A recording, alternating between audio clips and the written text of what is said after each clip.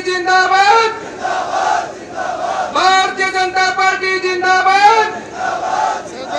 अशोक गहलोत, अशोक गहलोत, अशोक गहलोत। मंच पर विराजमान हमारे प्रदेश के अध्यक्ष आदरणीय श्री सतीश पूनिया जी,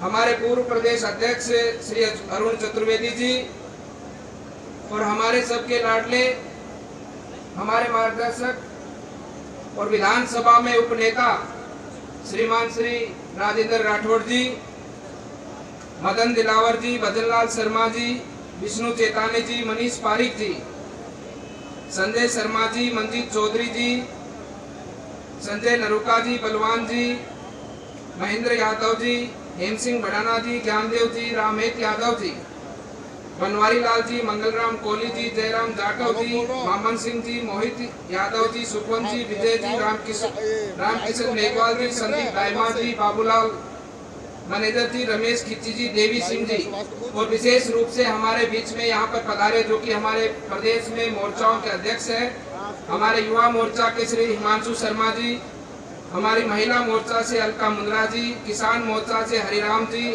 और अल्पसंख्यक मोर्चा से श्री साबित खान जी। सबसे पहले तो मैं अलवर की जनता जनार्दन से निवेदन करना चाहूंगा कि हमारे प्रदेश अध्यक्ष और उनके साथ पधारे हमारे प्रदेश के नेता और हमारे मोर्चाओं के अध्यक्ष का हम सब लोग हृदय से स्वागत और सम्मान करते हैं कि आपने आज इस अलवर के अंदर, इस ओंकार रैली के अंदर आप सम्मिलित हुए और इस राजस्थान की निरंकुश सरकार को उखाड़ने का संकल्प इस अलवर की तपोभूमि से, इस अलवर के सिंह द्वार से उसका जयघोष कर आने वाले समय पर इस राजस्थान सरकार को पूरे राजस्थान प्रदेश भर से इसको उखाड़ फेंकने का संकल्प आपके माध्यम से यहाँ पर इस तपोभूमि से लिया जाएगा।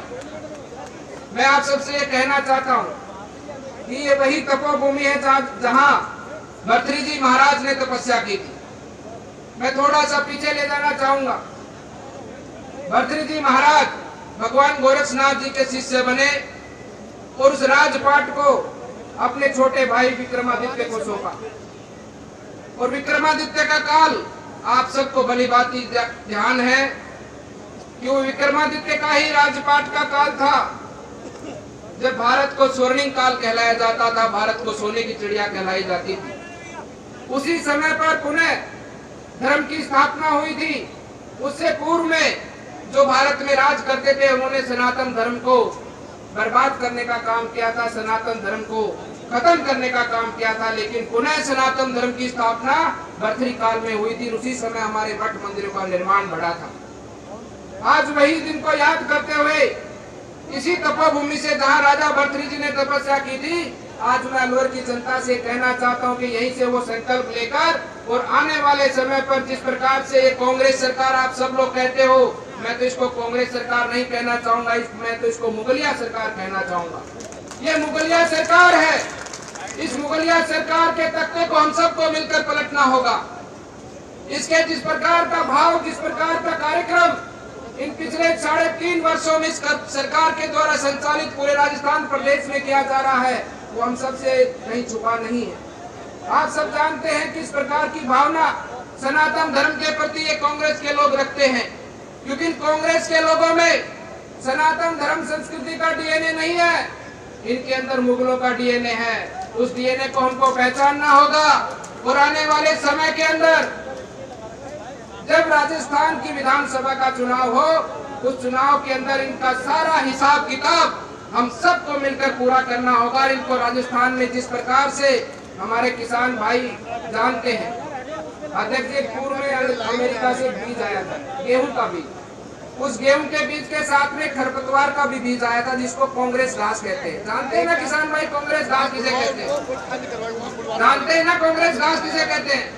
कांग्रेस घास का एक पेड़ भी अगर किसान अपने खेत में देख लेता है, डोली पर देख लेता है, तो उसको कुचल कुचल कर काट देता है, पैरों से भी कुचलता है, अपने अस्त्र शस्त्र जो फावड़ी होती है उससे भी उसको काटता है, क्योंकि उस कांग्रेस पेड़ से, उस कांग्रेस खरपतवार से फसल तो खराब होती है, प्रकृति का भी स्वास्थ्य खराब होता है, मनुष्य का भी स्वास्थ्य खराब होता है। इसी बात से मैं आप सबको कहना चाहता हूँ कि जो वर्तमान में राजस्थान में कांग्रेस सरकार बैठी है, इसके अंदर भी मुगलों का डीएनए है। इस डीएनए को हम सबको मिलकर साफ करना होगा, तभी हमारी सनातन संस्कृति और तभी हमारा धर्म स्थापित हो पाएगा और तभी हमारे राजस्थान का विकास आगे बढ़ पाएगा। भाइयों बंधुओं, मैं आपसे यह भी कहना चाहूंगा, जिस प्रकार से सरकार ने शासन किया है पिछले 3.5 वर्षों में, लगभग पूरे राजस्थान को बर्बाद करके छोड़ दिया है, पूरे राजस्थान को नीलाम करके छोड़ दिया है। राजस्थान की पहचान थी, राजस्थान अतिथि देवो भव के लिए जाना जाता था, राजस्थान की मीठी वाणी, राजस्थान का मीठा सत्कार, दुनिया उसकी चर्चा करती थी, दुनिया उसका सम्मान करती थी, राजस्थान की वीरता का सम्मान करती थी, राजस्थान की संस्कृति का सम्मान करती थी। लेकिन इस वर्तमान सरकार ने अपने कार्यकलापों से पूरे राजस्थान को लज्जित करने का काम किया है, पूरे राजस्थान की संस्कृति को अपमानित करने का काम किया है। कोई घटना रेप की राजस्थान में होती है, लेकिन लज्जित पूरे राजस्थान का एक नागरिक होता है, उसको सुनना पड़ता है, समझना पड़ता है, देखना पड़ता है, लोगों की प्रतिक्रियाएं उसको सहन करनी पड़ती है कि जिस प्रकार की प्रतिक्रियाएं पूरे देश भर से राजस्थान के लिए की जाती हैं कि राजस्थान में जंगल राज है, राजस्थान में गुंडा राज है, राजस्थान में कुश्तीगढ़ की राजनीति को बढ़ावा मिलता है। इस प्रकार के अपमान की भावना हम सबको सहनी पड़ती है। प्रदेश अध्यक्ष और पूरी टीम, आप भी बाहर जाते होंगे, बाहर घूमते होंगे, देखते होंगे आज राजस्थान को किस नजर से देखा जाता है, आप सब लोग जानते हैं। हमें पुनः राजस्थान के उस वैभव को लौटाना है, इस मुगलिया सरकार को राजस्थान से बाहर निकालना है, क्योंकि राजस्थान की संस्कृति का जो भाव है, राजस्थान के प्रेम सौहार्द का जो भाव है, उसका पूरा देश सम्मान करता है। इस सरकार के क्रियाकलापों से हम सबको अपमानित होने का ये मौका मिला है, हम सबको उस अपमान का बदला आने वाले चुनाव में हम सबको उतारना है। मैं आप सबसे ये भी कहना चाहूंगा, ये जो राजस्थान सरकार है, इस प्रकार के फतवे मुस्लिम की जो जिनकी मस्जिदें होती थी उनसे जारी होते थे, हमने सुना है कि मुस्लिमों की मस्जिदों से फतवे जारी होते, उन फतवों पर मुस्लिम समाज अमल करता है। आज ठीक उसी प्रकार से गहलोत के निवास से, मुख्यमंत्री आवास से फतवे जारी होते हैं। एक समाज को तो अपनी धार्मिक यात्राओं पे प्रतिबंध लगाया जाता है, हमारे घरों पर धार्मिक ध्वज लहराने पर प्रतिबंध लगाया जाता है, और दूसरी तरफ एक समाज के लोगों को रोजा इफ्तार पार्टी की जाती है। उनको वहां पर जनता की कमाई के पैसे से, इन्होंने अपने घर से पैसा नहीं लगाया। मैं तो आपके अपने नेता प्रतिपक्ष हमारे राजेंद्र राठौड़ जी से कहना चाहूंगा कि आप विधानसभा में सवाल उठाइए कि रोजा इफ्तार पार्टी में से राजस्थान का कितना पैसा खर्च हुआ। राजस्थान की जनता के पैसे से उनको फल फ्रूट खिलाए जाते हैं, और उस पार्टी में भी ऐसे लोग आमंत्रित होते हैं जो दंगों के मुख्य आरोपी हैं। ये सब हम सबको समझना होगा। एक तरफ ये फतवा जारी करते कि जोधपुर में बिजली नहीं कटेगी, मुस्लिम समाज के जहाँ लोग ज्यादा रहते हैं, एक तरफ जो हिंदू समाज के लोग रहते हैं उनके मंदिर तोड़े जाते हैं, उनकी संस्कृति को अपमानित किया जाता है। आज राजगढ़ से भी हमारे पुजारी यहाँ पर पहुंचे हैं, उनकी मांग है कि हमारे शिव परिवार की सभी मूर्तियां वापस लौटाई जाए।